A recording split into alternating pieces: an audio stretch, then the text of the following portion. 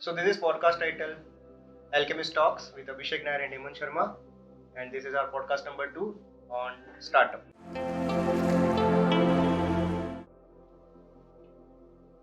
So the first question which basically arrives in my mind is, as we are Indians and we don't want to start something new. अगर किसी ने कुछ धंधा बना रखा है तो मैं उसी को यूज कर लूंगा. मैं यूजुअली अपना दिमाग लगा के कुछ नया नहीं बनाने जाऊंगा. तो why startup? Actually the major difference between these Indians and other persons जो बाकी थोड़े से बाहर से है या अब्रॉड से माइंडसेट लेके चलते हैं. The very major thing is यहाँ कोई what नहीं पूछता. यहाँ सबसे पहले पूछा जाता why you are into startup, right? तो ये जो why का जवाब है, ये why का जवाब इसलिए है because the entrepreneur or the founder of the startup is facing that issue and multiple persons are facing that issue, but the thing is जो ये सवाल उठा रहा है they are not facing this issue, so that is why they are feeling why पूछना ज़्यादा better है what से. और जिस दिन ये मेंटेलिटी चेंज होगी ना what exactly कि what you are doing या what you have to do, what is your startup, how you are going to do those things या how what, इन सवालों के अगर जवाब हमें मिलने लग जाएंगे तो then I think we are going to add value to someone's life. We can simplify someone's life including ourselves because we are also struggling with those problems. That is why you are starting your startup, right? Simple thing is ये why को हटाना पड़ेगा. हमारी आधी time तो entrepreneurs की journey में आधा टाइम तो वाई को क्लियर करने में लग जाता है. To our parents why I am doing to this, why I am into startups. तो मैं मेरे घर वालों को नहीं, I want to do something big, I want to do something value addition to someone's life, I want to simplify person's life. So these are the terms. ये why clear हो जाना चाहिए. If you are into a company, if you are into an interview, they are also asking you something like why you are doing this startup. If you are having a job XYZ job, ठीक है, eight XYZ package से दिक्कत नहीं है, job से दिक्कत नहीं है. समथिंग इज कि how you are going to build your legacy, कि someone is just walking on your footprints और वो वैसे ही सक्सेसफुल हो जाता है. आई एम हैविंग अ मंत्रा कि जिन लोगों ने स्टार्टअप खड़ा किया या जो लोग सक्सेसफुल है, आप जस्ट उनके फुटप्रिंट्स पे चलो, ठीक है, कहीं ना कहीं तो आप भी पहुंच जाओगे, ठीक है. मतलब they are having their footprints and that is what major youngsters at this moment want to do, including myself or including any of the entrepreneurs, just want to build this legacy, जिस legacy के through वो एक काफी बड़े community को सर्व कर सके the best of the option. वो उस बेस्ट ऑफ द ऑप्शन के पीछे वो दौड़ रहे to add those value. No one is like, काफी अलग अलग टर्म्स होते हैं. कुछ लोग फैम के पीछे होते हैं, कुछ लोग प्रॉफिट्स के पीछे होते हैं, कुछ लोग वैल्यूएशन के पीछे होते हैं. But I don't believe in valuation, I believe in value. If you are building any type of value to anyone's life, automatically आपकी वैल्यूएशन बनती है.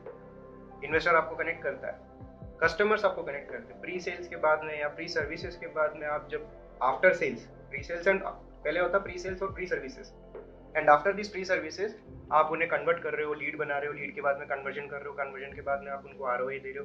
प्रॉपर एक मेथड होता है, एक पाइपलाइन बनती है. उस पाइपलाइन के बाद में after sales what is going to happen with those customers, you have to get connected. There is where the brand is building, there is where you have to provide the services. ठीक है, आपकी जब तक वो सामान खराब ना हो जाए ना तब तक आपको उनके साथ में लगे रहना है. दिस इज व्हाट, ये वाई हट जाएगा, then we are I think very clear to what exactly what statement is. तो मुझे जैसा लगता है कि स्टार्टअप्स यूजुअली ऐसे प्रॉब्लम स्टेटमेंट में बनने चाहिए जो हम डे टू डे लाइफ में फेस करते हैं. बट क्या ये पूरी तरीके से ट्रू है कि जरूरी है कि अगर किसी बंदे ने कोई स्टार्टअप बनाया है तो उसने अपनी लाइफ में वो चीज फेस की हो, वो बाकी लोगों की लाइफ देख के भी तो इंस्पायर हो सकता है.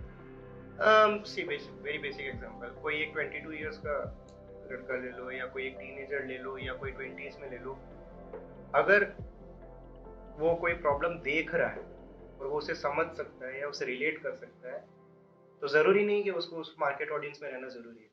स्टार्टअप इज समथिंग, जब आप स्टार्टअप शुरू कर रहे हो, what exactly the research phase known is, research phase में आपको जेंडर, लोकेशन और रीजन के बारे में पता करना होता है, इंक्लूडिंग योर एज ग्रुप. अब एज ग्रुप डिफर करता है. मैं अब 2021 में हूँ, बट मुझे ये बात पता है कि जो मेरे ग्रैंड पेरेंट्स हैं उनके घुटनों में दर्द है और घुटनों का पैड मैं बना सकता हूँ. If I am N innovator, मैं उस पैड को बना सकता हूँ. तो इसका मतलब ये नहीं कि I am facing that issue, I am not facing any type of issues, है ना. फिजिकली मेरे पास में कोई इशूज नहीं है, लेकिन I can relate to that. और उस रिलेटेबल मोमेंट में आई एम प्रोवाइडिंग और I am serving a solution to those market. लेकिन उनसे फीडबैक और suggestion aggregation is very important. Feedback और सजेशन एग्रीगेशन का ये मतलब है, if you are introducing a startup to any of the market audience, target market होनी चाहिए। टारगेट मार्केट के अंदर जब आप जाके ये चीज बोलते हो कि see I am going to introduce this thing XYZ thing, I am going to provide the solution for this particular problem, they are going to list out some of the perks, some of the complaints कि नहीं तुम ये गलत कर रहे हो या तुम ये सही कर रहे हो। कुछ लोग तारीफ करेंगे, कुछ लोग बुराई करेंगे। वो जो बुराई की जो लिस्ट बनती है ना, दैट आर योर फीचर्स। आपने जो सोचा था दैट इज योर बेस, और वो जो बाकी के 10 स्टेटमेंट्स उनके पास में से मिले हैं, दैट इज योर फीचर्स। आप उन फीचर्स को वन बाय वन ऐड करते जाओ, यू विल फील कि your startup is growing, right? So you don't have to be in the market, to be in the target audience, what exactly you are serving. But if you can relate the problem, then I think you are already having what exactly the market audience need. तो basically अगर problem statement clear हो गया, हमारे एक ideation stage clear हो गया, but the thing is कि जैसे तूने लिवनोवेट बनाई, तूने पहले भी एक दो स्टार्टअप्स बना रखे, तो मेजर ड्राइविंग फोर्स क्या होता है एक स्टार्टअप के पीछे? कि एक इंस्पिरेशन क्या होती है कि मैं किस इंस्पिरेशन लेके ये चीज कर रहा हूँ? क्या होता है ना, I think Kunal Shah, founder of CRED, ने ये बात कही थी कि एंटरप्रेन्योर्स ना थोड़े संकी होते हैं। संकी होने का ये मतलब नहीं कि मैं वापस एक कहानी पे लेके जाऊँ, अगर वो साइकोपैथ वाली, मैंने किताबें पढ़ी थी, वेरोनिका डिसाइड्स टू डाई पे, उसमें आई थिंक द एल्केमिस्ट ने लिखी है वो। तो उसमें उन्होंने ये बात लिखी थी सिंपली कि अगर आप एक गांव में हो, उस गांव में एक मैजिशियन है, ठीक है, और मैजिशियन क्या करता है कि एक कुएं में जादू करता है, और जादू करने पर जो भी उस कुएं से पानी पिएगा वो सब थोड़े से संकी हो जाएंगे, पागलों जैसा बर्ताव करेंगे। मैं नहीं कह रहा कि पागल हो जाएंगे, पागल अगर सभी पागलों जैसा बर्ताव करेंगे तो सब नॉर्मल है, ठीक है। तो सिंपल थिंग इज कि जो भी उस कुएं से पानी पिएगा वो सब पागलों जैसी बर्ताव करने लगेंगे। तो व्हाट एग्जैक्टली हैपन इज कि उन्होंने जादू कर लिया, सारे गांव वालों ने उस कुएं से आके पानी पिया, पानी पीने के बाद में वो लोग पागलों जैसा बर्ताव कर रहे हैं। और इस मोमेंटम के बाद में जो डायनेस्टी है या जो किंग है या जो वहाँ का राजा है, जो हायर अथॉरिटीज है, उनके पास में अपना एक कुआं होता है, क्योंकि डायनेस्टीज है वो और हायर अथॉरिटीज पे। अब इन पागलों को लग रहा है कि जो राजा है, जो कि एक्चुअली में नॉर्मल है क्योंकि उन्होंने उस कुएं से पानी नहीं पिया है, वो राजा पागल है। क्यों? क्योंकि वो उनसे अलग है, ठीक है, वो अलग है, वो चीज इसको एक्सेप्ट नहीं करना चाहते, क्योंकि मेजर ऑडियंस ये बात बोल रही है कि ये हमसे अलग बर्ताव कर रहा है, तो ही इज मैड या ही इज साइकोपैथ या he is totally something like संकी, आप वर्ड यूज करो उस चीज के लिए। तो अब राजा को हटाने की जब बात हुई तो राजा ने कहा ठीक है, मैं हटने को तैयार हूँ, मैं अपने सारे पोजीशंस को सेक्रीफाइस कर लूंगा।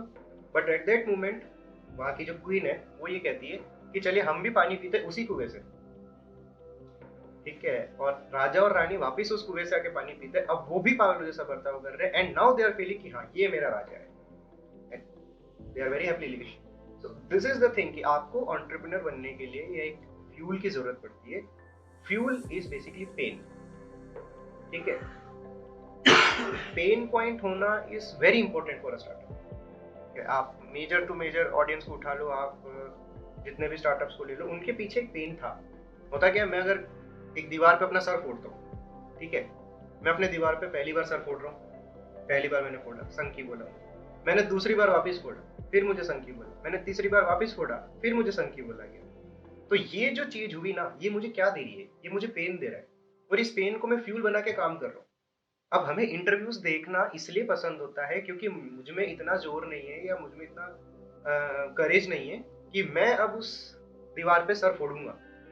जिसने फोड़ लिया है वो अपने पेन को बता रहा है, और मैं उस पेन को सुन के ये बात शुरू कर रहा हूँ कि ठीक है, उस पेन से मैं इंस्पायर हो सकूँ। But that is not going to happen at a particular moment. If you are entering into the startup, आपको आपका सर फोड़ना पड़ेगा, एक बार फोड़ना पड़ेगा, 10 बार फोड़ना पड़ेगा, आपको उस पेन को रियलाइज करना पड़ेगा, फील करना पड़ेगा, then only you are going to get your fuel. और वो फ्यूल होना बहुत जरूरी है।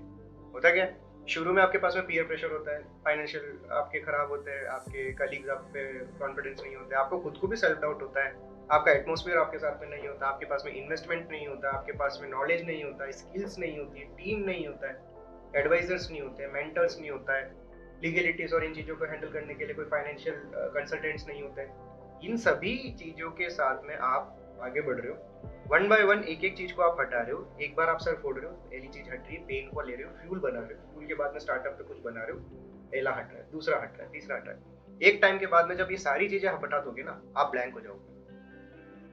कि अब मैंने सारी चीजें गेन कर ली, अब मेरे पास में फ्यूल बचा नहीं है, मैं किसको प्रूव करूं, मुझे प्रूव करने के लिए कोई नहीं बचा। तो उस मोमेंटम में आपको ये चीज समझना पड़ेगा कि आपने शुरुआत इसलिए नहीं किया था कि इन लोगों को सेटिस्फाई करोगे या प्रूव करोगे, आपने शुरुआत इसलिए किया था क्योंकि आप XYZ पर्सन की लाइफ में वैल्यू ऐड करोगे, वो वैल्यू आपको वैल्यूएशन देती। सो this is what inspiration is. आप लोगों से इंस्पायर हो सकते हो, आप आपके कलीग से इंस्पायर हो सकते हो, आप जिस कंपनी में अभी नौकरी कर रहे हो या नौकरी करने वाले हो उस कंपनी के CEO से इंस्पायर हो सकते हो, आप TEDx टॉक्स में से इंस्पायर हो सकते हो, किताबों से इंस्पायर हो सकते हो, XYZ सो मेनी सोर्सेस, आपको जस्ट गेटवे चाहिए। सो जैसे एक्सपीरियंस है तेरा, तूने स्टार्टअप कितने बनाए, कितने साल से सारी चीजें देख रहा है, तो तेरे हिसाब से बेसिकली एक स्टार्टअप स्टार्ट करते टाइम सबसे इम्पोर्टेंट चीज क्या होती है? ओके, स्टार्टअप को स्टार्ट करने के लिए ना देखो कुछ चीजें बहुत इंपॉर्टेंट होती है। सबसे पहला होता है आपका मार्केट के बारे में आपको सारी चीजें पता रहती है। ठीक? अगर आप कोई प्रोडक्ट लॉन्च करने वाले हो और आपको यही नहीं पता कि वो प्रोडक्ट रिक्वायरमेंट को फुलफिल कर रही है या नहीं कर रही है, then there is no need of that product. Senseless, hollow and purposeless. ठीक है, इस टाइप के मार्केट को पकड़ने के लिए you have to enter into the market. Enter into the market का ये मतलब नहीं है कि आप उस प्रोडक्ट को लेके जाके पहले लॉन्च कर रहे हो और फिर जूते खाओगे या फिर सीखोगे। ठीक है, before entering into this product development stage you have to enter into the market. आपको उन लोगों से पूछना पड़ेगा कि अगर मैं ऐसा कोई चीज लेकर आता हूं तो will this help for you और नॉट। आज लिविनोवेट लॉन्च करने के लिए मैंने काफी एंटरप्रेन्योर से बात की, उनके सबके जो पेन पॉइंट्स थे, जो फ्यूल्स थे, जो उनकी लर्निंग्स थी, उनको हमने पहले पूरी लिस्टिंग करी। उस लिस्टिंग के अकॉर्डिंग हमने पोर्टल बनाना शुरू किया। उस पोर्टल के बाद में हमने सभी से वेरिफिकेशन कराया, पहले मार्केट रिसर्च किया, फिर प्रोडक्ट डेवलपमेंट किया, फिर हम वापस उसको मार्केट में लेके जा रहे और हम उन चीजों को दिखा रहे। ठीक है, अब यहाँ पर भी दो लोग हैं, एक जिनके पास में एक्चुअल में नॉलेज है और एक जो सफर कर रहे हैं, इंग्लिश वाला। ठीक है तो इंग्लिश वाला जो सफर कर रहे हैं वो आपको पर्क्स देते हैं और हिंदी वाला जो सफर कर रहे हैं वो आपको एडवाइस देते हैं कि हाँ ये चीज आपने अच्छी कर ली है, ये बुरी कर ली है। वो आपको फीचर्स नहीं बताने वाले क्योंकि उनके पास में वो इतना समय नहीं है या वो उस चीज पे ऐड नहीं करना चाहते ना, you are already working into that. तो दिस इज द थिंग कि आपको क्लियरली पता रहना चाहिए कि मार्केट क्या चाहती है, जो आपको आता है। आई थिंक विवेक बिंद्रा ने कहा था ये चीज, जो आपको आता है और जो आपको भाता है, ठीक है, वो आप मार्केट में लेके जाओ, आपको संभाला नहीं जाएगा, इतना पैसा आता है। ठीक है, ये सिंपल सा स्टेटमेंट है। तो बेसिकली एक एमेच्योर या एक बंदा जो अभी स्टार्टअप बनाने की सोच रहा है, उसके लिए एक रोड मैप बना देते हैं कि स्टार्टअप बनाने से सोचने से लेके स्टार्टअप बनने तक क्या क्या चीजें हैं, क्या क्या रोड मैप आता है। ओके देखो हर स्टार्टअप्स और एक्चुअल में स्टार्टअप्स में डोमेन्स होता है। एक एड टेक हो गया, एजुकेशन प्लस टेक्नोलॉजी, फिनटेक हो गया, फाइनेंस प्लस टेक्नोलॉजी, एग्रीटेक हो गया, agriculture plus technology, then you are having logistics and delivery services, then you are having rental services, then you are अभी तो नया ब्लॉकचेन आ गया, मेटावर्स आ गया, ऑगमेंटेड रियलिटी, वर्चुअल रियलिटी आ गया, नया अभी जो थोड़ा सा बूम पे चल रहा है वो एक गेमिंग आ गया, एक कुछ कंटेंट क्रिएशन की तरफ जा रहा है, कोई कम्युनिटी और गैदरिंग की पहले लेके चल रहा है, सोशल मीडिया प्लेटफॉर्म्स को इंट्रोड्यूस करना चाह रहा है। So the simple thing is her market का एक अपना अलग पाइपलाइन होता है, एक अलग वायर फ्रेम होता है, लेकिन इन सभी वायर फ्रेम का ना एक कॉमन पार्ट होता है। First one is market research, second one is suggestions and feedback aggregation, third one is legalities completion, क्योंकि लीगलिटीज आपको आगे जाके मैटर करेगी। आप जब शुरुआत करोगे at that time you are not going to be that aware कि ठीक है this will there will be an issue over that और नॉट। ठीक है, but after a moment you will feel कि मैं मुझे वो कर लेना चाहिए या ये लीगलिटीज मेरे पास में मिसिंग, और आपके पास में उस टाइम पे समय नहीं होगा और आपके पास में उसके कॉन्सिक्वेंसेस ऑलरेडी होंगे कि आप उस चीज को हैंडल नहीं करोगे। So complete your legalities. आपकी टीम है, टीम के साथ में भी ट्रांसपेरेंसी इतनी रखो कि ठीक है कुछ चीजें आपको छुपा नहीं रखनी हो सकती है क्योंकि रिस्क बेयरिंग कैपेसिटी सबके पास में नहीं होती, कुछ चीज अगर आप तक रख रहे हो तो you are going to be shield of your startup, लेकिन एटलीस्ट पीछे वालों को ये पता होना चाहिए कि हमारा विजन क्या है। विजन पास कर लो, मिशन पास कर लो, अगर उस विजन और मिशन में अगर वो प्रॉपर्ली लाइन अप हो रहे हैं तो then he is ready for your startup. तो टीम बना लो, डिपार्टमेंट्स बना लो, मार्केट रिसर्च अच्छे से कर लिया, लीगलिटीज हमने कर लिया, MVP कंप्लीट करो, minimum viable product. MVP complete करने से पहले जो प्रोटोटाइपिंग है, प्रोटोटाइपिंग कंप्लीट करो, MVP तक लेकर आओ, MVP के बाद में अल्फा टेस्ट करो, बीटा टेस्ट करो, हर चीज को फॉर्मेलिटीज के साथ में करो। ऐसा नहीं है कि हमें जोड़ तोड़ करके आज ही स्टार्टअप शुरू कर देना। Startups takes time and you have to devote that time. ठीक है, आप ऐसा नहीं है कि आपने एक रील बना के आज इंस्टाग्राम में डाल दिया और ठीक है कल हमारे पास में लाखों व्यूज आ गए और एक आधा कोलेब्रेशन आपके पास में आ गया। एक स्टार्टअप में आपको एक कोलेब्रेशन के लिए 50 मेल डालने पड़ेंगे। उस 50 मेल के बाद में उसका एक रिप्लाई आएगा, उस एक रिप्लाई से एक मीटिंग बनेगी। उस एक मीटिंग में you have to just do whatever you have to do, लेकिन उन्हें कन्वर्ट करना पड़ेगा to collaborate with you, to partnership with you. क्योंकि ये चीज मैंने सीखा है कि आप अगर खुद से काम करोगे ना, ग्रेजुअली आप 3 से 4% का ग्रोथ लेते हो। लेकिन अगर मैं किसी के साथ कोलैबोरेशन में या पार्टनरशिप में एफिलिएशन में काम कर रहा हूँ ना, तो मेरा जो एक्सपोनेंशियल हो जाता है, मेरा जो ग्रोथ है वो एक्सपोनेंशियल हो जाता है, वो ग्रेजुअल नहीं रहता है। 20x आपका ग्रोथ होने लगता है, क्योंकि we are sharing our platforms. एक एडवाइजर है, उन्हें एक प्लेटफॉर्म चाहिए था, मुझे इंक्यूबेशन के अंदर एक एडवाइजर चाहिए था, हमने लिव इनोवेट बनाया। एडवाइजर और इंक्यूबेशन प्लेटफॉर्म जब दोनों जगह साथ में है, we are working as a collaboration. उनके लिए भी धंधा बन के जा रहा है, हमारे लिए भी धंधा बन के जा रहा है। तो ये वायर फ्रेम्स है। और प्रोडक्ट लॉन्च होने के बाद में आप सर्विस को ऑफर कर रहे हो, सेल्स ले रहे हो, आप सेल्स के बाद में आप सारी चीजें समझ रहे हो कि कस्टमर का फीडबैक क्या आ रहा है, वापस आपको फीडबैक एग्रीगेट करना बहुत जरूरी है। वो फीडबैक आप वापस सही कर रहे हो, मेंटेनेंस दे रहे हो, अपडेट्स दे रहे हो प्रोडक्ट में, weather it is hardware weather it is software. Hardware है तो आपको पेटेंट के लिए रजिस्टर करना पड़ेगा, सॉफ्टवेयर है तो आपको उसका लीगलिटीज मेंटेन करना पड़ेगा। ठीक है, आप उसको लॉन्च करने के बाद में पूरे कस्टमर यूजर डेटाबेस को बना रहे हो। मार्केटिंग, सेल्स और फाइनेंस के ऊपर बात कर रहे हो। मार्केटिंग बहुत जरूरी है, सेल्स बहुत जरूरी है, क्योंकि sales is going to be one of your pillar in your startup.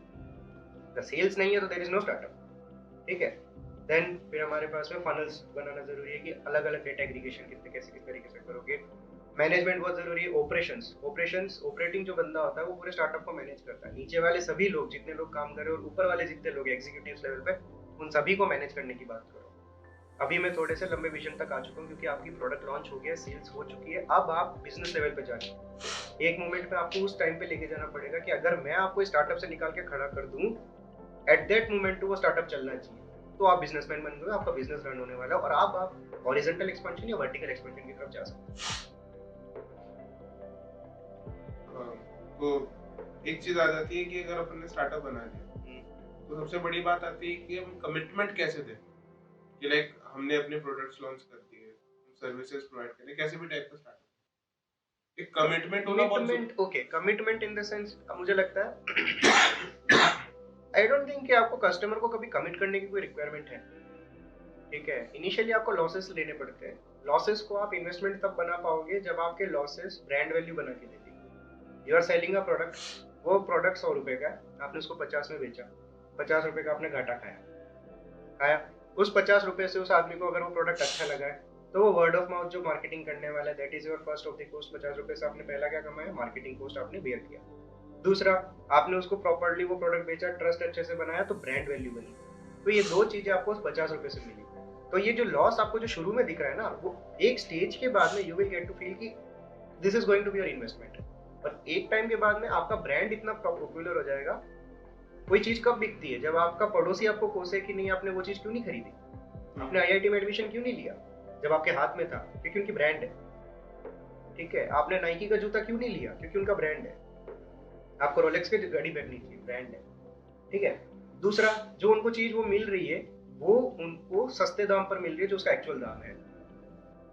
ठीक है, एक्चुअल दाम में अगर 50,000 की कोई चीज है, आप उसको 30,000 में बेचोगे तो वो लेगा। तो ये दूसरा सेल्स का फंडामेंटल है। तीसरा, ब्रांड वैल्यू और ट्रस्ट। ब्रांड वैल्यू बनती है ट्रस्ट से। ट्रस्ट कैसे बना, ट्रुथ और बिलीव से। ठीक है, आपका विश्वास और आपका आत्मविश्वास और आपने जो सच्चाई रखी है उन कस्टमर्स के सामने, वो इतना परफेक्ट होना चाहिए कि उस ट्रस्ट के थ्रू आप ब्रांड वैल्यू बना रहे हो। और starting a brand is very easy. ठीक है, आई थिंक विनीता उन्होंने कहा था ये बात, starting a brand is very easy, but building a brand is as tough as starting a brand. So जैसे तूने एक स्टार्टअप बना लिया, तेरे को बहुत सारा टाइम हो गया, तो तूने अपने स्टार्टअप करियर को स्टार्ट करते टाइम और अब जहाँ तू अभी एट प्रेजेंट खड़ा है, तूने बहुत सारे फेलियर्स फेस किए हैं, तो वो ऐसे 3 फेलियर्स क्या होंगे जो तूने फेस किए, वहां से तू बाहर आया, और तू जो बंदा अभी स्टार्ट करना चाहता है तो उसको ये बताना चाहता हूँ कि शायद वो ऐसी चीजें ना फेस करे। Don't build company, build family. ठीक है, बिल्ड कंपनी बिल्ड करते करते ना आपको एक टाइम के बाद में पता लगेगा कि आपको एक, जब आप कुछ अचीव करोगे ना, आपको अप्रिशिएट करने वाला कोई नहीं होगा, आपके लिए तालियां बजाने वाला कोई नहीं होगा। ठीक है, तो आपको कंपनी बिल्ड करते करते ना फैमिली बिल्ड करनी पड़ेगी। तरक्की के पीछे तन्हाई भी मिलती है। ठीक है, तो तरक्की के पीछे इतना पागल नहीं होना है कि हाथ में एंड ऑफ द डे तन्हाई बच जाए। सीरियसली, ठीक है, तो आपको उस तरीके से एटमॉस्फेयर बना के रखना पड़ेगा, हेल्दी एटमॉस्फेयर बना के रखना पड़ेगा। तो कंपनी का healthy atmosphere is I think one of the major statement. Healthy atmosphere जितना रहेगा वो कंपनी की ग्रोथ ऑटोमेटिकली रहती है, क्योंकि हर एक बंदे का दिमाग हेल्दी फ्रेश वर्क कर रहा हो। सेकंड, लीगलिटीज को पूरा मेंटेन करके चलो। मैं लीगलिटीज के कारण काफी लग गया है मेरा। ठीक है, मैं लीगलिटीज के कारण काफी बार ऐसा हो चुका है कि नॉर्मल स्टेटमेंट्स पे भी मैं ऐसा हो जाता हूँ कि ठीक है यार, ये चीज़ मेरी रिमेनिंग है, ये मैं कैसे फुलफिल करूँगा। मेरी जीएसटी रिमेनिंग है, मेरी टैक्स रिमेनिंग है, मेरी आईटीआर रिमेनिंग है, मेरी एमएसएमई कंप्लीटेड नहीं है, मेरा इनकॉर्पोरेशन कंप्लीटेड नहीं है, मेरा पैन नंबर में कोई इशू तो नहीं है, मेरा पैन एड्रेस पे डिलीवर नहीं हुआ है। रेंटल एग्रीमेंट साइन करने के लिए आपको कोर्ट के 4 चक्कर काटने पड़ रहे हैं, और उस टाइम के बाद में भी आपकी कोर्ट जब नोटरी लगा के दे रहा तो बोल रहा है कि आपको 13 मंथ्स का ही मिलेगा या 11 मंथ्स का ही मिलेगा। उस 11 महीने के बाद में मुझे वापस रेंटल सर्विसेज के लिए दौड़ना पड़ेगा। उस रेंटल सर्विसेज के टाइम पे आपको फिर जो जिस जगह पे आपने रेंटल सर्विसेज उठाया, जो कमर्शियलाइज आपने किया, वहां पर भी आपको फिर इलेक्ट्रिसिटी बिल्स और यूटिलिटी बिल्स के साथ में आपको लेके चलना पड़ेगा to show in your GST कि आपने कितना काम किया। So there are so many things, सब आप सीख नहीं सकते। फॉर दैट आई प्रेफर कि एक चार्टर्ड अकाउंटेंट या कंपनी सेक्रेटरी आप रख लो। आप अगर उस बड़े स्केल के बारे में सोच रहे हो, बूटस्ट्रैप कर रहे हो तो हाथ पैर मारो, नाव चल जाएगी। ठीक है, बूटस्ट्रैप नहीं कर रहे हो तो आपको नाव को ढंग से मोटर लगा के गाड़ी में तेल भर के फिर चलानी पड़ेगी, और वो लंबा चलता है। ठीक है, और एक और फेलियर होता है कि एक जिस मोमेंट पे आपको लगे कि ठीक है something is going to happen, क्योंकि गट्स आपकी बहुत बोलने लगती है एक टाइम के बाद में, आपकी आपका लेवल ऑफ इंटेंस, आपका level of abundance, abstract level, सब कुछ इतना हाई हो जाता है कि आपको पता चल जाएगा कि आगे आने वाले स्टेटमेंट में मुझे क्लाइंट को क्या बोलना है या मुझे मेरे टीममेट्स को क्या बोलना है। विजन और मिशन आपके टीममेट्स को प्रॉपर हो जाना चाहिए कि हम इसको कितना बड़ा लेके जाने वाले हैं। और इफ यू आर वेटिंग कि मेरे पेरेंट्स इस चीज के लिए हाँ करेंगे, देन आई पर्सनली प्रेफर कि आप इस एंटरप्रेन्योरशिप की जर्नी में मत आओ। कोई किसी पेरेंट्स ने आज दिन तक किसी को अलाउ नहीं किया है सिर्फ गुजरातियों को छोड़ के कि आप ये चीज करो। ठीक है, क्योंकि इसीलिए गुजराती और राजस्थानी में ये डिफरेंस होता है कि गुजराती बोलता है धंधा धर्म है और राजस्थानी बोलता है धंधा मंदा है। इन दोनों में यही डिफरेंस होता है। So, एक लाइन पढ़ी थी मैंने, either you walk long or you walk far. What you should decide with. क्या करना ये आई थिंक गौर गोपाल दास ने कहा था, इस बारे में बात कही थी कि if you have to walk far, walk with community, walk with network, walk with relations, walk with your team, but if you have to walk fast, walk alone. ठीक है, आपको तेज चलना है तो अकेले चलो, लेकिन दूर चलना है तो सबको साथ लेके चलो, and this is very very true.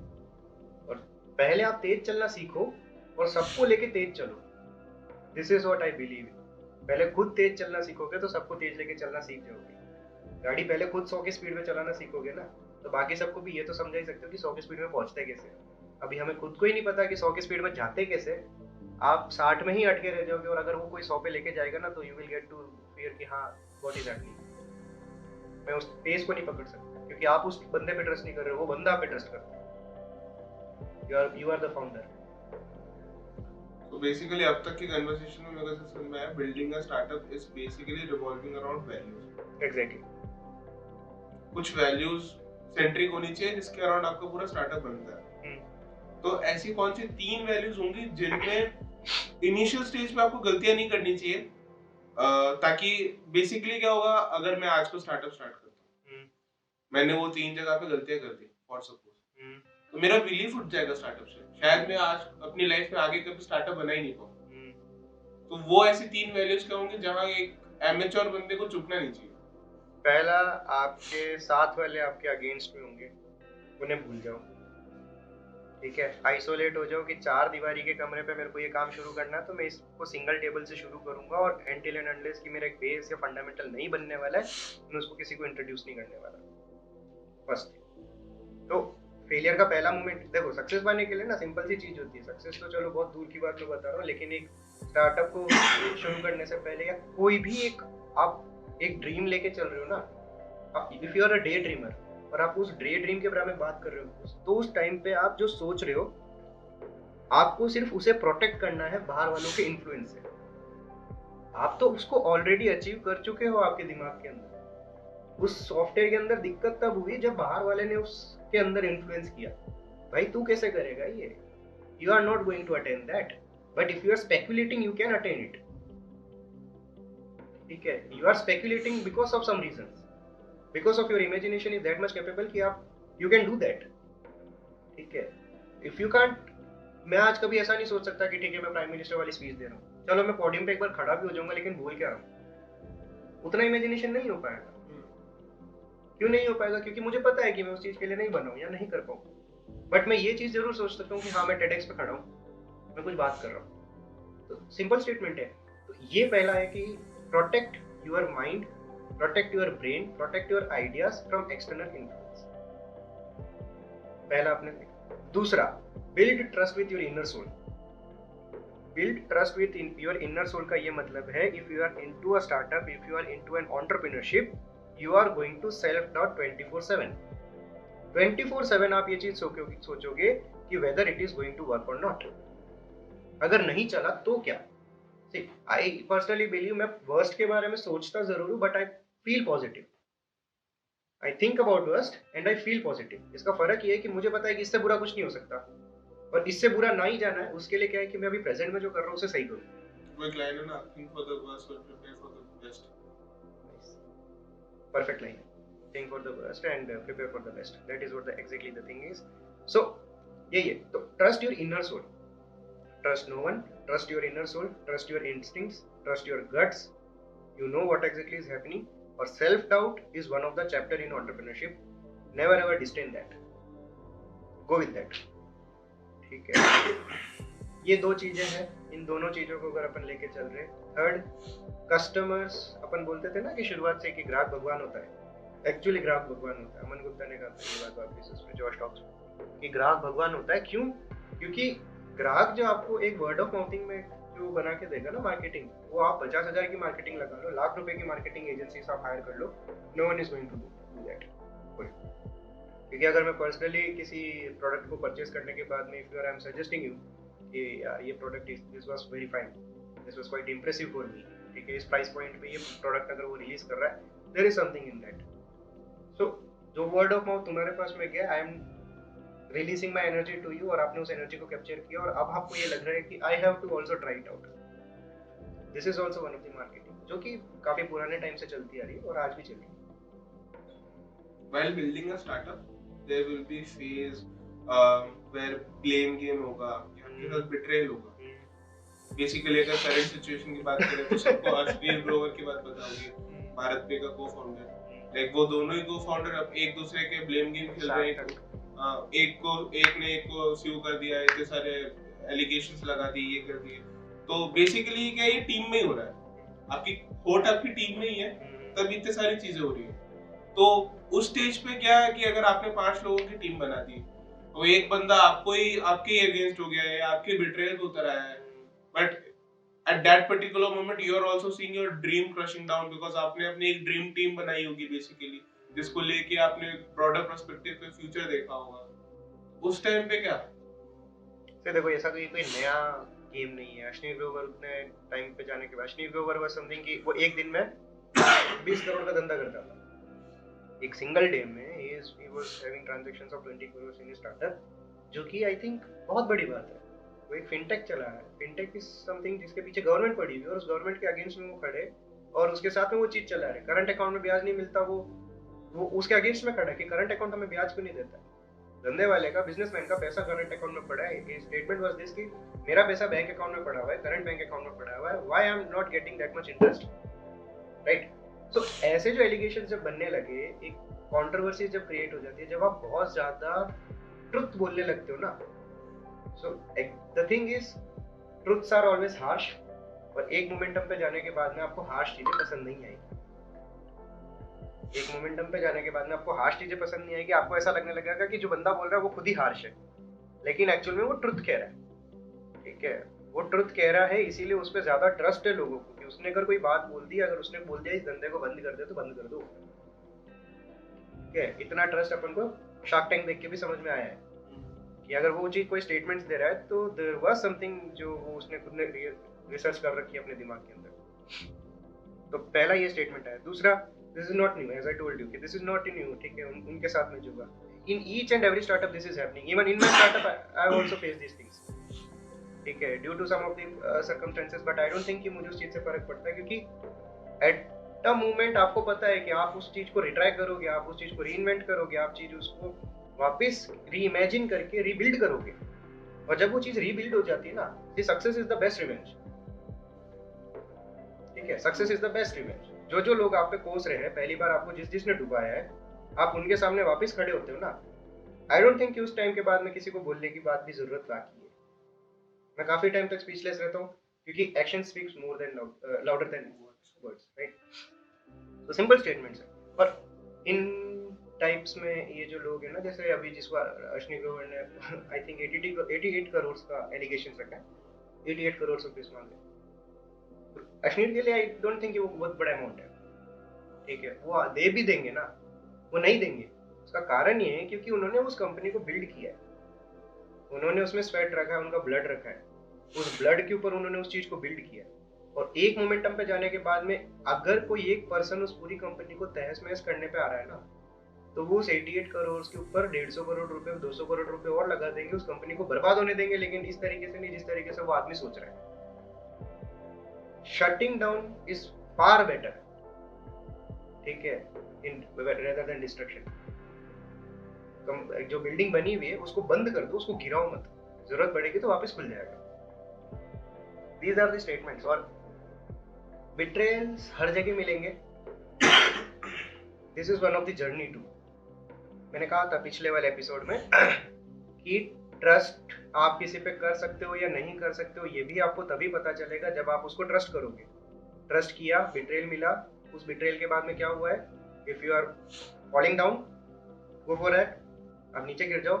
Now you are having your struggle and rebuild yourself. I know that is not very much easy, वो चीजें थोड़े टफ होती है, rebuilding is not that much easy, but it is possible because I have done that, so go for that।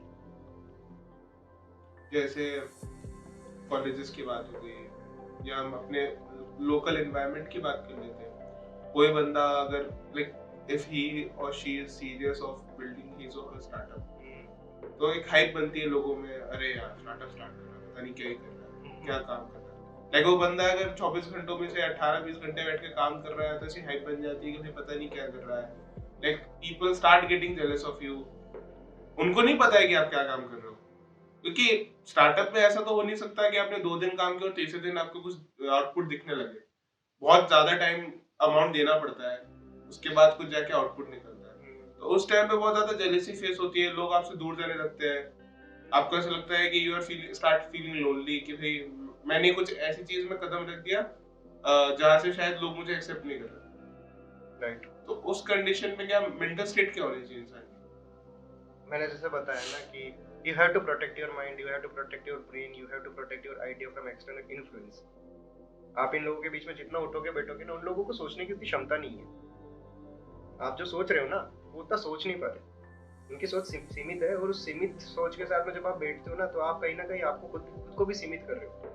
एक किताब है I think $100 startup, उस किताब के अंदर बहुत सिंपल स्टेटमेंट सा लिख रखा है कि आप अगर आपके आइडियाज को प्रोटेक्ट कर रहे हो ना, तो आप अपने खुद के इनर सोल को प्रोटेक्ट कर रहे हो। अगर आपके आइडिया के अंदर, आपके ब्रेन के अंदर कोई आकर कुछ उंगली करके चला गया, आपके सॉफ्टवेयर के अंदर कोई छेड़खानी करके चला गया, एक अपडेट देके चला गया ना, तो वो वायरस बन के काम करता रहेगा, और उस वायरस को आप कभी सही नहीं कर पाओगे।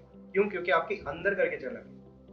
अब जो वो मैंने आज बताया, जो 18 घंटे 12 घंटे बैठ के बंदा काम कर रहा है, if he is self satisfied और शी इज सेल्फ सेटिस्फाइड, ठीक है, उनके काम को लेके, और उस काम को दिखाने के बाद में अगर जो सीमित बंदे उनको कभी समझ नहीं आया। ठीक, मैंने जब भी स्टार्टअप शुरू किया है ना, मैंने कभी मेरे साथ वालों के साथ में बैठ के मीटिंग्स नहीं करी थी। मीटिंग्स इन द सेंस ये होना, मतलब जो बिजनेस के बारे में जो बात है, या जो एक्चुअल रेवेन्यू मॉडल के ऊपर बात है, कहाँ से पैसा आएगा, कितना पैसा आएगा, पैसा कहाँ जाएगा, रेवेन्यू सोर्सेज कितने रहेंगे, स्ट्रीम्स कितने बनेंगे, चैनल्स कितने बनेंगे, डिस्ट्रीब्यूशंस कितनी होंगी, टैक्सेस कितने बचाने होंगे, प्रॉफिट मार्जिन कितना रहेगा, ग्रॉस मार्जिन कितना रहेगा, इसके बाद में एक्सपेंसेस, इन्वेस्टमेंट, लाइबिलिटीज और एसेट्स, और उसका कैश फ्लो कैसे बनेगा। ये जो 4 चीज़ें बनती है, ये 4 चीज़ों से लाइफ बनती है कि आपका जो एक्सपेंसेस है, आपका जो इन्वेस्टमेंट है, आपके जो कैश फ्लो है, आपका जो एसेट्स और आपकी जो लाइबिलिटीज है, इन चीज़ों को आप कैसे मैनेज करेंगे। इन चीज़ों को मैनेज करने के बाद ये जो मैंने पूरी चीज़ें सीखी है ना, ये मैंने मेरे कम से कम भी 10 साल ऊपर जो लोग हैं उनके साथ में बैठ के ही बात करी, क्योंकि मुझे पता है कि इस बारे में अगर मैं मेरे साथ वालों से बात करूंगा तो ही और she is not capable to advice me at least. And you have to make sure कि मेरा क्या लेवल है या मेरा क्या स्टैगलाइन है, और आपको एटलीस्ट किस एज के साथ में बैठ के चलना।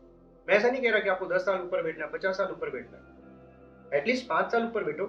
जिन्होंने जॉब कर लिया, जॉब छोड़ने के बाद में कोई स्टार्टअप करने की शुरुआत कर रहे हैं, उन्हें एटलीस्ट इतना तो पता है कि जॉब का कल्चर क्या है, अब वो क्यों स्टार्टअप करना चाहे। पहला प्रॉब्लम स्टेटमेंट तो आपको वहां दिख गया, तो अब आपको ये भी चीज समझ में आने लग गया है कि हाँ ठीक है, मुझे इस बंदे से ये चीज सीखने को मिलेगी कि ये क्यों स्टार्टअप पे जा रहा है, और जाने वाला है तो वो किस आइडिया पे काम करने वाला है। तो ये तो आपका पहला आ गया, इन्फ्लुएंस होने से बच जाओ और आप सेल्फ सेटिस्फाइड हो जाओ। तीसरा, मैंने जो फ्यूल की बात करी थी, ये सब फ्यूल है, इन्हें फ्यूल बना दो। ये जितने लोग बोल रहे हैं इन्हें सबको फ्यूल बना दो, क्योंकि at a moment when I was starting to, काफी लोग थे, काफी कुछ थे, मैं मतलब I am not pointing any of them, ठीक है, but so many were there, ठीक है, question mark question mark question mark, और मैं उस क्वेश्चन मार्क में से सबको बस उस लास्ट वाले डॉट को हटा रहा था कि पहला डॉट हट रहा है, दूसरा क्वेश्चन मार्क हट रहा है, तीसरा क्वेश्चन मार्क हट रहा है, और वो जो पूरा क्वेश्चन मार्क की लिस्ट है ना, एक टाइम के बाद में तो मुझे हटाने की भी जरूरत नहीं, मैं मेरा काम करता जा रहा हूँ और वहां से क्वेश्चन धीरे धीरे हटते जा रहे हैं, ऑटोमेटिकली हटेंगे। So this is what the power of your work is. This is what your power of your ethics is. ठीक है, startup is something your own individual entity. Your own individual entity. आप एक भाला लेके खड़े हो और ये आपका है, ठीक है। So this is something like aura. This is something feel. This is something जिसमें आपने अपना sweat और blood दे दिया। So वो चीज build करना चाहे छोटी हो चाहे बड़ी हो, it doesn't matter. But if you are investing your time, your money, your mind, your sweat, your blood, each and everything to that particular thing, then I'm pretty sure that is going to work. I don't know how much, but it is going to work. और startup का मतलब ये नहीं है कि उसमें से पैसा बना के निकलना। As I told, स्टार्टअप का मतलब ये है कि you have to add value to someone's life, right? So startup culture की बात करते हैं। जैसे अभी रिसेंट फेज में इंडिया का स्टार्टअप कल्चर काफी ग्रो करने लग गया है। So what's the future of Indian startups versus how you see Indian startups against global startups? See, the best time to start a startup is right now, because this is the best and worst time to start a startup. बहती गंगा है, हाथ धो लो, पहली चीज। दूसरी चीज, गंगा इतनी तेज बह रही है ना कि हाथ धोगे बह जाओगे।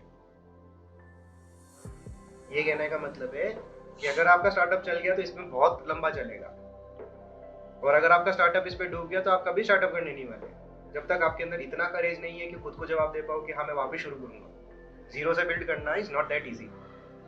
आप किसी स्टार्टअप को 0 से 60 पर लेके आओगे, 60 पे जाके डूबेगा ना, वापस आपको किसी कोई चीज 0 से शुरू करनी है तो आपको डबल पेस पे काम करना पड़ेगा, क्योंकि पहले स्टार्टअप को आपने 1.5 साल दे दिया, आप दूसरे स्टार्टअप को आप 1.5 साल देते देते तो थक जाओगे, हार जाओगे, तो आपको उसे 6 महीने के स्पैन में, 3 महीने के स्पैन में खत्म करना पड़ेगा। तो ये एक फैक्टर है इंडिया में। दूसरा, आई थिंक स्टार्टअप कल्चर बहुत मिसिंग है। गवर्नमेंट आपको कितना ही आपको फोर्स कर ले, गवर्नमेंट हो गया, इंक्यूबेशन सर्विसेज हो गए, हम जैसे इंक्यूबेशन सर्विसेज हो गए, काफ़ी सारे ऐसे सर्विस प्रोवाइडर्स हैं जो स्टार्टअप्स को बिल्ड करने में हेल्प कर रहे हैं, एडवाइजर्स हो गए, मेंटर्स हो गए, इन्वेस्टर्स हो गए, लेकिन स्टार्टअप कल्चर इज समथिंग। आज की तारीख में अगर मैं किसी को बोलूं कि if you have to invest in something, how you are going to invest in something? You are having 50,000 in your pocket and you have to invest in something, what will be your options? जो चीजें trend में चल रही होंगी। No, we are going for traditional one. अभी मैंने आपकी जेब में 50,000 रुपए दे रखे और you have to invest in something कि आपको उसमें से प्रॉफिट निकालना है। What will be your options? आपके क्या एक चैनल्स होंगे कि हाँ मैं यहाँ इतना इतना पैसा डालूंगा? वो शेयर्स में डालेंगे लोग, कुछ लोग इन्वेस्ट करेंगे, स्टेक्स में डालेंगे, स्टेक्स, आधे बहुत थोड़ा ट्रेडिशनल लोग एफडी बना लेंगे, म्यूचुअल फंड्स लगा लेंगे, म्यूचुअल फंड्स लगा लेंगे।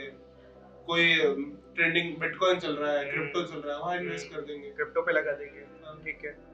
So this is the thing कि हम जब इन्वेस्ट करने की बात कर रहे हैं, देयर इज नो प्लेटफॉर्म जहां पर मैं जाके स्टार्टअप्स को चूज करूंगा और स्टार्टअप्स पे कभी इन्वेस्ट करने के बारे में सोच रहा हूँ, because we are having lack of awareness. आज 50,000 रुपए मेरे जेब में पड़े, मैं 50,000 रुपए को अगर मैं आपके पास में दो ऑप्शन रख दूं कि either you can invest in a particular startup और you can invest into stocks और ट्रेड, आप स्टॉक्स और ट्रेड्स लोगे, because major of the person is going with that. अब आप इन्वेस्टर तब बनोगे जब आप प्रॉपर वेज में, अच्छा रिटर्न ऑफ इन्वेस्टमेंट की मैं बात करता हूँ, वही बहुत इंपॉर्टेंट चीज मैं बात करूंगा। अगर finance, you have to good with numbers too, है ना।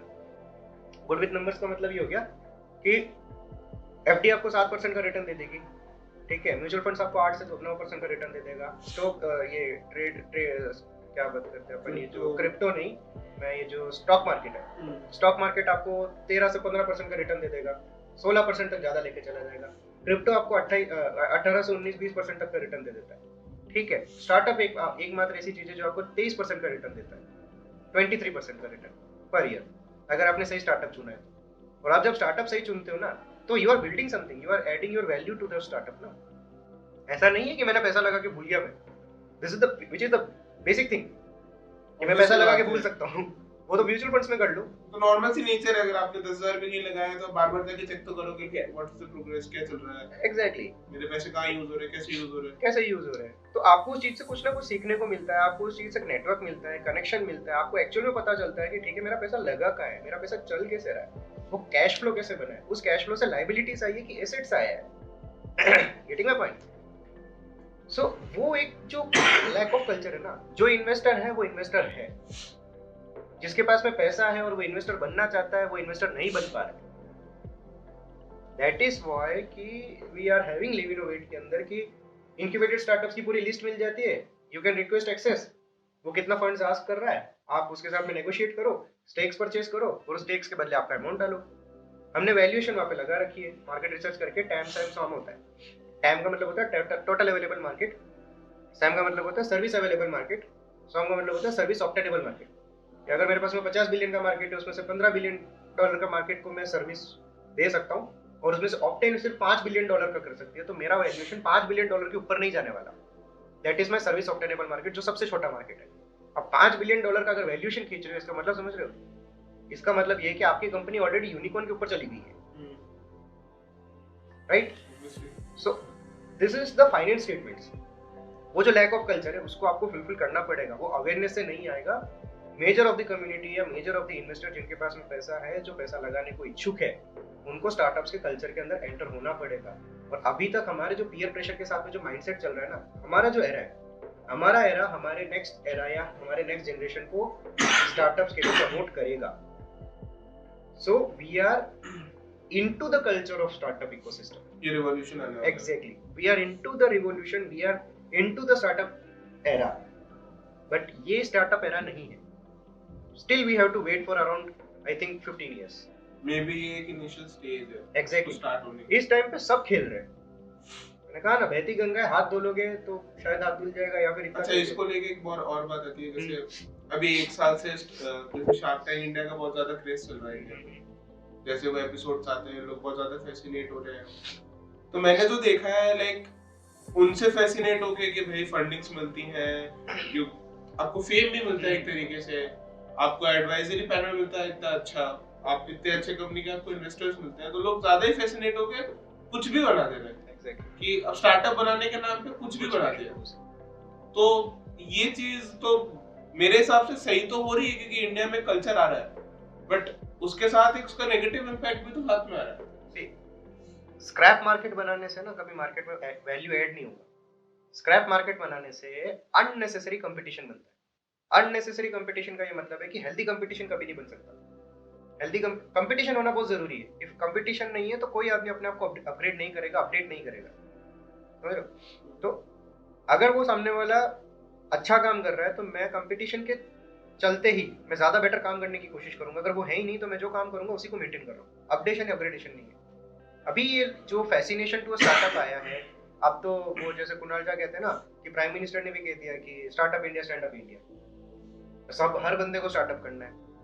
लेकिन जब एक्चुअल में एंटर हुआ है तब उसको पता चल रहा है कि नहीं यार, ये तो झोल है, ये तो कुछ समझ ही नहीं आ रहा है, इसमें तो पैसे का कुछ हिसाब ही नहीं लग रहा है, जो पैसा था वो लग गया, समय था वो लग गया, घर वाले और नाराज है, पैसे डूब अलग गए हैं।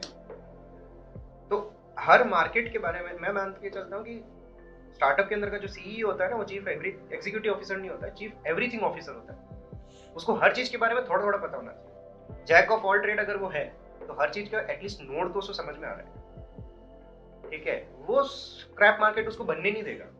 आप उसको घटिया से घटिया प्रोडक्ट दे दो, आप उसको वाहियात से वाहियात प्रोडक्ट दे दोगे ना, आप उस वाहियात प्रोडक्ट में भी वो कुछ ऐसी एक एलिमेंट ढूंढ लेगा जिस चीज में वो मार्केट बना लेगा, वो उसको स्क्रैप मार्केट से हेल्दी मार्केट पे लाके खड़ा कर देगा।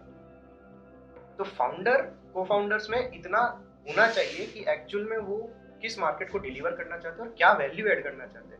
मैं कोई प्रोडक्ट बना के डायरेक्टली बोल दूंगा कि ठीक है मैं ये बेच रहा हूँ, कुछ ना कुछ तो वैल्यू ऐड हो गई, कोई भी प्रोडक्ट आप बेचो, लेकिन किस टाइप का वैल्यू आप ऐड कर रहे हो, कितना वैल्यू आप ऐड कर रहे हो, कितना उनको सिंप्लीफाई कर रहे हो, जितना उनके लाइफ में वो सिंप्लीफिकेशन हो रहा है उसके बदले जो आप अमाउंट चार्ज कर रहे हो, क्या वो प्रॉपर्ली मैच हो रहा है, प्रपोजिशंस मैच हो रहे हैं, अगर वो रेशियोज मैच नहीं हो रहे तो क्यों नहीं हो रहे, हमें क्या ऐड करना है, क्या हमें किसी कंपटीशन वाले को लेके चलना चाहिए। शुरुआत में हम स्टार्टअप्स में कंपटीशन नहीं चलते, शुरुआत के टाइम पे कंपटीशन नहीं मान के चलते, क्योंकि आप बिल्डिंग स्टेज पे होते हो। बिल्ड करने के बाद में जब आपको ऐसा फील होने लगता है कि ठीक है अब मुझे कंपटीटर को भी डिफीट करना है, तब आप उस हेल्दी कंपटीशन के अंदर एंटर होते हो। और उसमें भी दो ऑप्शन होते हैं कि इधर ह्यूज है जाइंट कंपनी है तो कोलैबोरेट कर लो, साथ में काम करना शुरू कर लो, और थोड़ा बहुत भी है तो दबा दो। मैंने काफी कंपनीज को ऐसे दबाया, मैंने काफी कंपनीज को ब्रेक डाउन किया है, ठीक है, मार्केटिंग के थ्रू, सेल्स के थ्रू, क्लाइंट कन्वर्जन्स के थ्रू, काफी बार उसके कारण लॉसेस भी खाए। और लॉसेस खाने के बाद में क्या होता है ना, पहले क्लाइंट में अब क्या होता है कि जैसे एग्जांपल लेते हैं, मैंने एक सर्विस के लिए बोला ₹1,00,000 लूंगा, सामने वाले ने बोला मैं 70,000 लूंगा, 30,000 मुझसे कम बोला, मैंने कहा मैं उसको 40 में कर दूंगा। अब 40 के वो नीचे जाएगा नहीं, जो मैंने 60 का डिफरेंस रखा है वो मेरे लिए तो लॉस है, लेकिन वो फर्स्ट टाइम लॉस हुआ, दूसरी बार क्लाइंट वापस आएगा, वापस मैंने 60,000 का लॉस किया। अब जब सामने वाले के पास में क्लाइंट सेट जाने ही नहीं वाला है तो एक टाइम के बाद में कंपनी के अंदर प्रोपोजिशंस कम हो गए, उसके पास में इन्वेस्टमेंट नहीं है, बर्न करने के लिए कैश फ्लो नहीं है, और जब बर्न करने के लिए कैश फ्लो नहीं है तब मैं 1,20 मांग सकता हूँ, क्योंकि तब वो जो चीज 70 पे दे रहा था वो ना 60 में दे सकता है, ना 50 में दे सकता है, ना ₹1,00,000 मांग के क्लाइंट को कन्वर्ट कर सकता है, और मैं वहां से उस प्रोपोजिशन को वापस उठा के डबल अमाउंट पे एक्सपोनेंशियली ग्रोथ पे ले सकता हूँ। फिर मेरे को दो जो क्लाइंट मिलेंगे मैं उसमें लॉस को इन्वेस्टमेंट बना दूंगा। ये कुछ टर्म्स है स्टार्टअप्स के या बिजनेस के। मैंने तेरे कन्वर्सेशन से एक बात सीखी थी, और तूने मेरे को ये बात पहले भी बोल रखी है कि importance of a pipeline. Like जब अपन बैठ के अभी कुछ टाइम पहले बात कर रहे थे स्टार्टअप के बारे में, तो तेरे एक फेज आया था तेरी लाइफ में जब तेरे लिए सबसे बड़ा इंपॉर्टेंट क्वेश्चन था कि अगर तेरे स्टार्टअप से तुझे हटा दिया जाए तो स्टार्टअप कितना फ्रूटफुल होगा या कितना ग्रो करेगा। तो मैं ये चीज सोच रहा हूँ कि सबको पता चले कि लाइक पाइपलाइन में कितना इंपॉर्टेंस होता है। So pipeline is very important in your startup की I am very grateful and I am having very gratitude to particular person, Arun Paliwal sir नाम है, अपने कॉलेज में थे काफी टाइम तक, और कोइंसिडेंटली उन्होंने मुझे खड़ा करके एक दिन पिच करने के लिए कहा, मैंने पिच कर दिया तो उन्हें थोड़ा सा फील हुआ कि ठीक है there is something spark remaining in his mind, और उन्होंने जो मेरे से बात करी, काफी सारी बातें हुई, उस बात के बाद में उन्होंने सिर्फ मेरे से एक सिंगल स्टेटमेंट पूछा। और होता क्या है ना, I am a little something like, मैं आप आज अगर यहाँ बात कर रहा हूँ या मैं आज किसी से बात कर रहा हूँ तो मेरे पीछे 20 चीजें चल रही होती है, मेरा प्रोसेसर जो होता है वो 20 चीजें अपने आप में दिमाग में चल रही होती है, मैं उस चीज में फोकस कर रहा होता हूँ, लेकिन बात करते करते सबकॉन्शियसली, क्योंकि अब मल्टीटास्किंग वाला सीनियर हो गया ना आपको मल्टी प्रोसेसिंग करना पड़ेगा।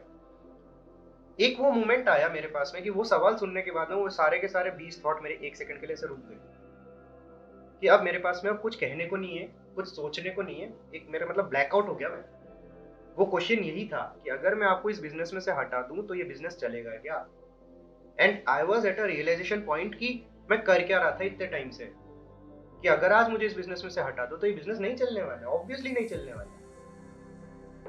और क्या होता है ना कि जब कोई पाइपलाइन बनाने की बात करते हैं तो शुरू शुरू में स्टार्टअप में इतना फैसिनेशन हो जाते हो ना आप कि आई am doing this, I am doing that, I am doing this, मुझे 20,000 रुपए कमाने के लिए मैं पूरे दिन रात को एक साथ लगा देता हूँ, 30,000 रुपए कमाने के लिए मैं पूरे दिन रात को एक साथ लगा देता हूँ। अब क्या हुआ, उस पूरे, जैसे सबसे पहला क्लाइंट आया, कहाँ हिट हुआ, मेरे छाती पे हिट हुआ, पहली तीर आई, मैंने लिया, मैंने कहा ठीक है भाई क्या काम है, उठाया काम। अब मैं सोचूंगा कि ये काम मेरे से होगा क्या, अगर होगा तो सामने के पैसे क्यों जाना, मैं कर लेता हूँ। स्टार्टअप में अंदर क्यों जाएगा, मेरे तक में रहेगा ना, मैं कर लेता हूँ। तो अब ये पाइपलाइन में क्या हो गया कि पहला नोड मैं बन गया, कंप्लेंट आई मेरे पास आई।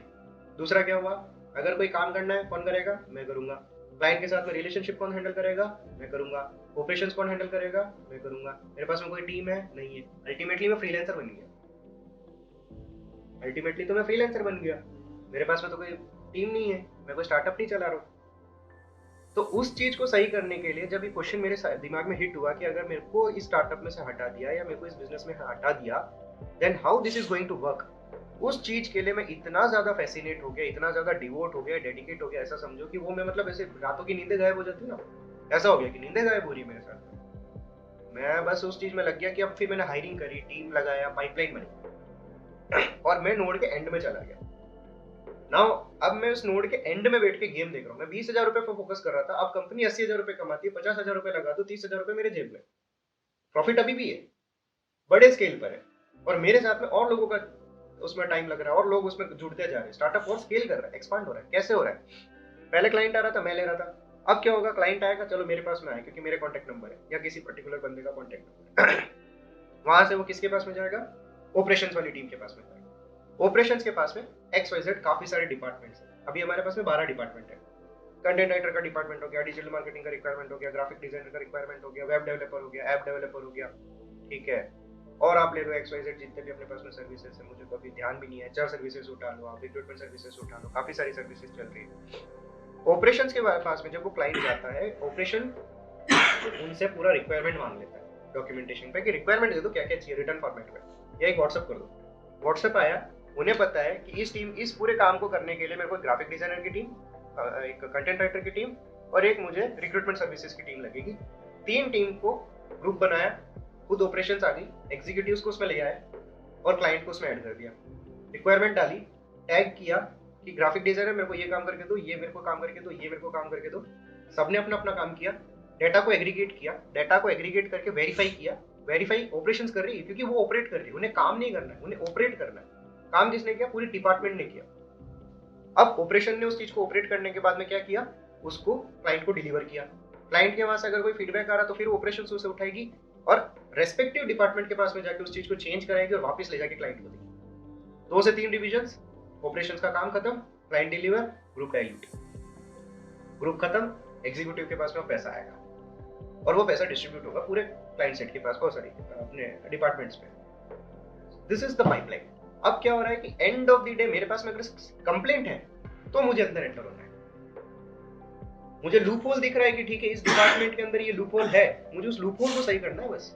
मैं काम नहीं कर रहा, मैं ऑपरेट नहीं कर रहा, मैं क्लाइंट से बात नहीं कर रहा, मैं रिलेशंस नहीं बना रहा। रिलेशंस तो आपको बनाने की जरूरत ही नहीं ना, क्योंकि आप काम इतना अच्छा करके दे रहे हो।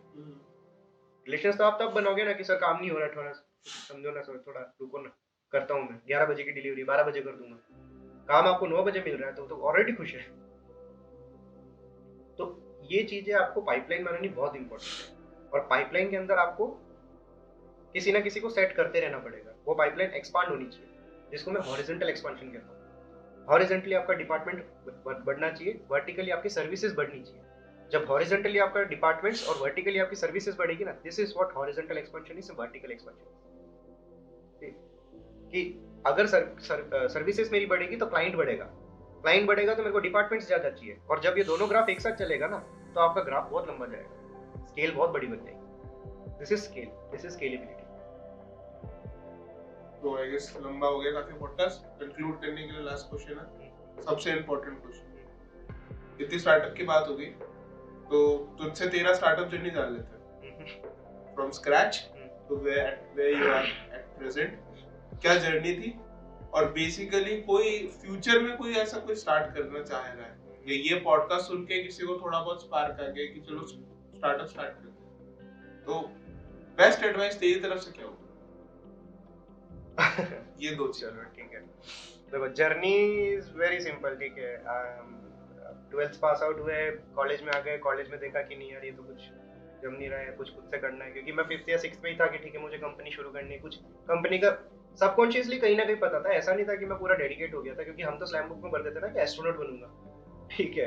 तो एस्ट्रोनॉट तो बन नहीं पाया, चलो एस्ट्रोनॉट बन के देख लेते हैं, ऐसा फील तो ले ही सकते हैं। तो उस चीज के कारण में फिर ठीक है कोविड आया, कोविड के टाइम की बात बता रहा हूँ। कोविड से पहले काफ़ी ऐसे मतलब पर्सनली बोलो तो उधारी उधारी चल रही थी। उस उधारी को उतारने के लिए डिलीवरी वगैरह चल गया। डिलीवरी वगैरह के बाद में थोड़ी बहुत उधारी उतरी, जो पैसा लगा था उस पैसे को मैंने एक स्टार्टअप शुरू किया, नेटोनिक्स। किसी को पता भी नहीं है, मुझे खुद को ही पता, मेरे घर वालों को भी नहीं पता। तो मेरे घर वालों को तो खैर ये भी नहीं पता, लेकिन वो किसी को भी नहीं पता, इवन मेरे रूममेट को भी नहीं पता नेटोनिक्स के बारे में। शुरू किया, डूब गई, अच्छा खासा डूब गया, होस्टिंग डूब गया, डोमेन डूब गया, ठीक है। और एपीके प्यूअर में आज भी चेक करोगे क्यूरेबिटर के नाम से, उसमें अभी भी पड़ा है क्योंकि उसमें वीडियो कॉलिंग ऐप था, वो भी डूब गया। दोनों स्टार्टअप नेटोनिक्स क्यूरेबिटर दोनों डूब गए। डूबने का क्या मतलब है, टीम नहीं थी, काम नहीं था, क्या करेंगे क्या। मैं मुझे जो बनाना आता है मैं उसको प्रॉब्लम स्टेटमेंट थोड़ी बना सकता हूँ। मुझे चैट एप्लीकेशन बनाना आता है तो मैं ये थोड़ी बोल दूंगा कि हाँ तुम्हें चैट एप्लीकेशन की जरूरत है। तो वो वाली सी चीज थी वो। फिर एक्चुअल में कोविड आया तो उस टाइम पे कोई शुरू कर रहा था तो मैं स्केचिंग करता था। स्केच करने पे क्या होगा कि आपको एक चीज अच्छे से कर लो ना तो आपको कॉन्फिडेंस बन जाता है कि मैं दूसरी चीज भी अच्छे से कर लूंगा। तो स्केच में इतने अच्छे से करने लग गया था, मुझे पर्सनली लगता है, ऑल्दो वो घटिया हो सकती है किसी के लिए, लेकिन वो इतना अच्छे से करने लग गया था कि मुझे लगने लगा कि नहीं मैं कुछ और भी करना चाहता हूँ। मैं इस चीज के लिए नहीं बना, मैं कुछ बड़ा खेलूंगा, बड़ा खेलूंगा। मैंने लगा कि ठीक है बेस्ट टाइम है किसी चीज को शुरू करने का। और मेरा ना थोड़ा सा माइंडसेट होता है कि अगर आपको जैसे वो एमबीए चाय वाला जो प्रफुल्ल बिल्लोरे कहते हैं ना, मकान बनाना है तो ईंटें लाके दो डाल दो, रेती डाल के लेके डाल दो, दिमाग में कहीं ना कहीं तो हिट होगी कि रेती पड़ी ईंटें पड़ी, जमाओगे तो सही कहीं ना कहीं। सेम उसी तरीके से मैंने होस्टिंग लेके डाल दी, पैसे इकट्ठा किए मेरे दोस्तों से, थोड़ी बहुत कॉन्ट्री करी, घर पे मांगे तो घर से कुछ खास नहीं आए क्योंकि उनको बोल क्या सकते थे कि मैं ऐसा कुछ करने वाला हूँ, वो तो मेरे को बोलेंगे कि क्या कि तू लाएगा चेंज लाएगा, कैसे लाएगा। तो वो वाला सीनेरियो नहीं चाहिए था मुझे, मैं मतलब उस चीज में आ गया था। तो मैंने थोड़ा कॉन्ट्री वगैरह किया, कॉन्ट्रीब्यूशन के बाद में मैंने होस्टिंग ले लिया, डोमेन ले लिया, लगा दिया। वेबसाइट बनाने का घंटा कोई नॉलेज नहीं था, मुझे पता भी नहीं था एक्चुअल में वेबसाइट होती क्या है, बनती क्या है, वायर फ्रेम क्या होता है, ब्लॉग्स कैसे बनता है, साइट मैप कैसे होता है, privacy policy, terms and conditions, XYZ, legalities, advocacy, बहुत सारी चीजें। मैंने ब्लॉगिंग वेबसाइट शुरू करी। ब्लॉगिंग वेबसाइट में हमने काफी बढ़िया खेल लिया क्योंकि एसईओ में खेलने लग गया था, सर्च इंजन ऑप्टिमाइजेशन मुझे समझ में आ गया था कि इसकी ट्रिक्स एंड टिप्स क्या है, क्योंकि उस टाइम पे गूगल के एल्गोरिथम्स चेंज होते रहते थे। पहले कभी स्मिथ होता था, फिर कभी बर्ड आया, उसके बाद में चेंज हो रहा है। तो एल्गोरिथम्स चेंज होने का मतलब होता था आप उस एल्गो को पढ़ रहे हो, उस एल्गो के अकॉर्डिंग आपकी वेबसाइट को ऑप्टिमाइज कर रहे हो, और वेबसाइट को ऑप्टिमाइज करने पर आपकी वेबसाइट रैंक कर रही है। अगर रैंक कर रही है तो इसका मतलब ये कि ट्रैफिक आ रही है, ट्रैफिक आने का मतलब है कि आपको रेवेन्यू आ रहा है। This is what SEO is. तो मुझे लगा ठीक है ये तो बढ़िया काम है, एसईओ करना शुरू किया। उसके बाद में ब्लॉगिंग, अच्छा कंटेंट राइटिंग करता था, कंटेंट राइटिंग में बहुत शौक आ गया था, प्लेगरिज्म कैसे रिमूव करते हैं, कंटेंट को कैसे लिखते हैं, समझ कैसे सकते हैं, वो चीज शुरू किया। फिर उसमें गूगल एड्स डाल दिया, गूगल एड्स के वगैरह में थोड़े बाद में पैसा वगैरह गूगल एड्स में आने लगा। लेकिन उसमें एक बहुत बुरी आदत है, आदत नहीं मतलब एक फीचर है, $100 से पहले उसमें से पैसा नहीं निकाल सकते। अब $100 कमाने के लिए मुझे को लग गया कि साल भर लग जाएगा, साल भर के बाद में मैं 7,000 रुपीज इनकम मेरा ले नहीं सकता, ठीक है। तो ठीक है, मुझे लगा कि ये भी थोड़ा सा है काम, कम लग रहा है। फिर मुझे एक थोड़ा सा मार्केट दिखने लगा कि ठीक है यार इसमें सब मुझे निकलना पड़ेगा, कब तक ये चलता रहेगा, ऐसा तो आ नहीं रहा है, काम बहुत सारा टाइम पड़ा है, कोरोना चल रहा है, कोविड चल रहा है, पूरे दिन कंटेंट राइटिंग नहीं करने वाले। तो ठीक है हम एलएमएस शुरू करेंगे, लर्निंग मैनेजमेंट सिस्टम शुरू करेंगे। तब नया नया क्या हुआ था कि नैयर शेख करके एक बंदा है, यूट्यूब में चैनल है, उसने एक एलएमएस वेबसाइट बनानी सिखाई। मैंने कहा ठीक है सीख कर लेते, ट्राई करके देखते क्या होगा, देख लेंगे। देखी, समझ में आ गया, मैंने कहा ठीक है इसको करके देखते हैं। होस्टिंग पड़ी थी, थोड़ी बहुत जो पैसे आ गए थे उस पैसे को मैंने वापस लगाया, उस पैसे के थ्रू मैंने एलएमएस शुरू किया। अब एलएमएस में ये हो गया कि भाई कोर्सेस बेचने वाली वेबसाइट है, नेटवर्क गेटवे लग गया, पेमेंट गेटवे लग गया, लेकिन कोर्सेस नहीं है, बेचेंगे क्या। तो क्या हुआ कि मैंने मेरे सारे कॉन्टेक्ट्स को उसमें इंटीग्रेट कर दिया, एक ग्रुप बनाया, उस सारे ग्रुप में मैंने बोला कि भाई मेरे को ना कोर्सेज चाहिए, तुम बना के भेज दो, तुम्हें जो भी एक्सवाइजेड आता है, कढ़ाई पनीर बनाना आता है उसको बना के भेज दो, मैं उसको कोर्स में डाल दूंगा, बिकेगी तो देख लेंगे। ठीक है, तो वो वाला स्टेटमेंट वहां पर आ गया। अब क्या हुआ कि सबने अपना अपना थोड़ा बहुत कंट्रीब्यूशन किया, कंट्रीब्यूशन के बाद में कुछ ना कुछ किसी ने काम किया, किसी ने डेटा एग्रीगेशन का काम किया, किसी ने कुछ काम किया, क्योंकि कोलैबोरेशन तक में समझ में आ गया था कि कैसे मेल करते हैं, कैसे कोलैबोरेशन करते हैं, कैसे उसकी मीटिंग्स करते हैं।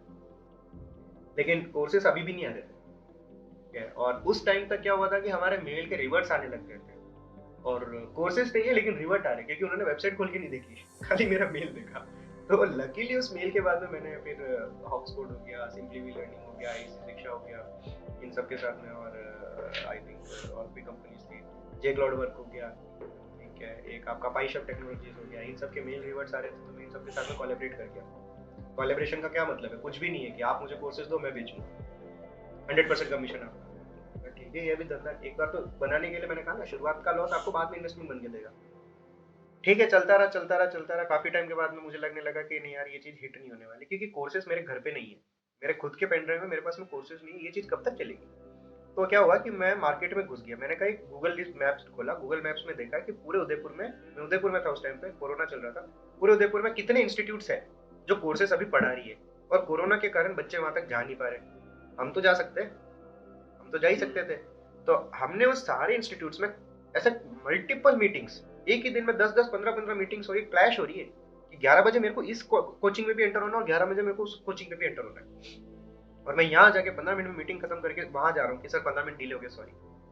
ऐसे करके मैंने 55 से 100 मीटिंग्स करी। वहां से 10 से 11-12 इंस्टीट्यूट्स के साथ में मैंने बात शुरू करी। तब एक क्लाउड कैंपस करके एक कंपनी थी, उन्होंने क्लियरली स्टेटमेंट दे दिया कि वो ब्रदर्स वाले आएंगे तो उनके साथ में मत भेजना, ठीक है।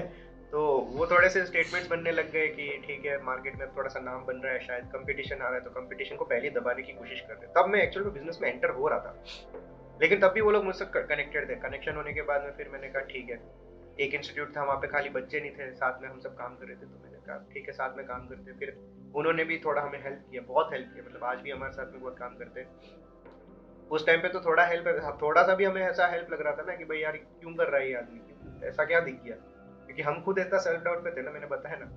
तो कोर्सेस आने लग गए, दबा के कोर्सेज डाले, दबा के कोर्सेज बेचे, डाले कोर्सेज, दबा के कोर्सेज, ऐसे मतलब हमारे पास में हो गए थे कि सिंपली वी लर्निंग के काफ़ी सारे कोर्सेज हो गए, इधर से खुद के कोर्सेज बन रहे हैं, खुद की इंस्टीट्यूट्स पे पढ़ाने लग गए। मतलब ऑफिस तो मिल ही गया था ना उस टाइम तक, जो हमें ये इंस्टीट्यूट वालों ने ऑफर किया था, तो हमने ले लिया था। उसके बाद में फिर बच्चे वहाँ पर भी आ रहे, पढ़ रहे हैं, हम वहीं बैठ के काम कर रहे हैं। मैं एक्चुअली बिजनेस समझ रहा हूँ, उनके साथ में घूम रहा हूँ सूटकेस पकड़ के कि मीटिंग्स होती कैसे, देख तो लूँ बड़े लोगों के साथ। तब एक पायरोटेक नाम की कंपनी में भी मेरे को वो लेके गए थे एक मीटिंग कराने के लिए, बड़ी कंपनी, बहुत बड़ी कंपनी, एमएनसी है। तो मैं वहाँ पे भी जाके खड़ा हूँ सूटकेस पकड़ के, बस जस्ट खड़ा हूँ कि मीटिंग हो कैसे रही, और बहुत कैजुअली हो रही। मुझे लगता था इंग्लिश में बात करनी पड़ती, लेकिन वहाँ पे तो हिंदी में बात हो रही।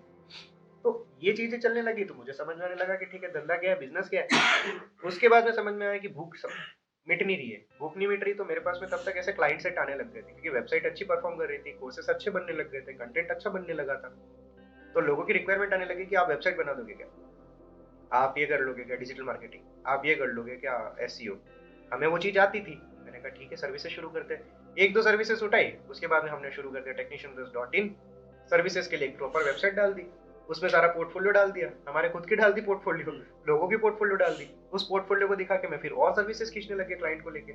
मीटिंग्स करे जा रहा हूँ, करे जा रहा हूँ, कोल्ड कॉल करे जा रहा हूँ, 1000 कॉल लगा रहा हूँ, कोई दिक्कत नहीं है, जा रहा है कॉल, आने दो। उसके बाद में सर्विसेज में से ढंग ठीक ठीक ठाक छापा बैठ के कि हाँ ठीक है स्टेबल हो रहा है, बिजनेस स्टेबल हो रहा है। अब क्या हुआ, डॉट ऑनलाइन तब तक हो गया, मतलब उसका रिन्यूएशन पीरियड आ गया, मैंने उसको हटा दिया, क्योंकि ब्लॉगिंग कब तक करते, ब्लॉगिंग करना होता था डॉट इन में कर लूंगा या डॉट कॉम में कर लूंगा।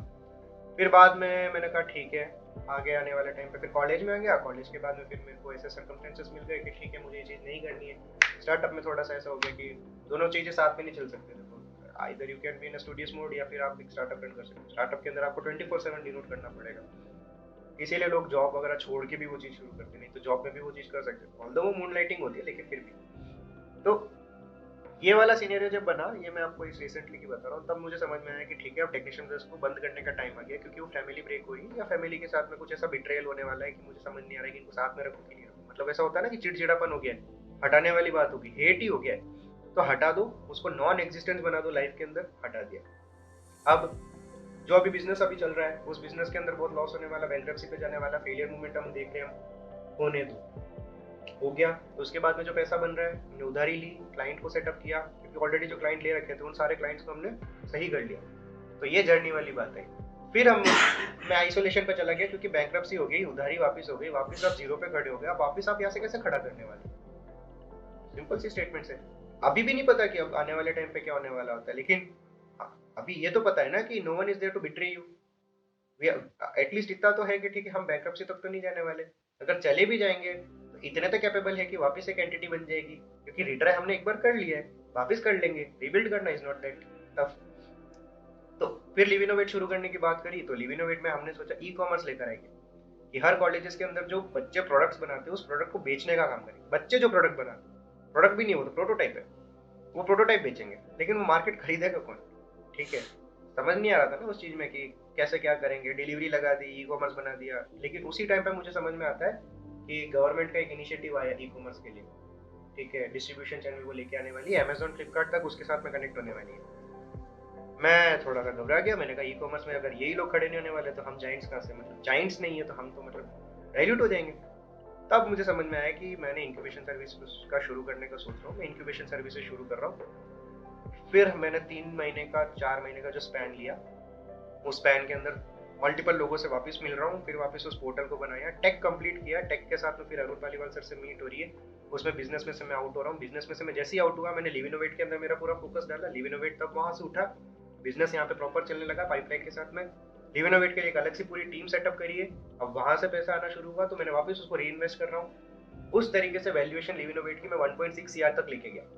1.6 सीआर की वैल्यूएशन खींचने के लिए फिर आपको रेवेन्यू शीट टाई करनी पड़ी। रेवेन्यू शीट को टाई करने के लिए बिजनेस का यहाँ लगा दो, यहाँ का यहाँ लगा दो, कैसे भी करो, अब बैलेंस शीट टाई हो जानी चाहिए। इतना कॉमर्स तो सबको आता है, गणित जोड़ तोड़ वाली बात है, कर लो, इतना हो गया तो फिर आपका स्टार्टअप चल गया। अभी वो बिल्डिंग स्टेज में है, ग्रोथ ले रही है, धीरे धीरे बनेगी वो। हाँ, लेकिन इतना पता है कि ठीक है, something is there, some particular startup है वो ऐसा नहीं कि हमने कहीं से देख के बनाया है या कुछ सोच समझ के, स्क्रैच से पूरा बिल्ड हुआ है। हमें पता है कि उसके अंदर क्या भरा गया है, उस कंटेंट का क्या वैल्यू है, उस कंटेंट के लिए भी मैं पैसा लूंगा तो I am worthy for that, right. So इस तरीके से ये जर्नी बनी। सेकंड क्वेश्चन क्या था? Quick 3 advices for anyone who's starting or gonna start a startup. Trust your inner soul, ठीक है, don't wait for anyone's approval and build family rather than company. 3 advices, that's it. So I guess आज के Yeah, I podcast के think लिए काफी होगा। right, we can conclude. So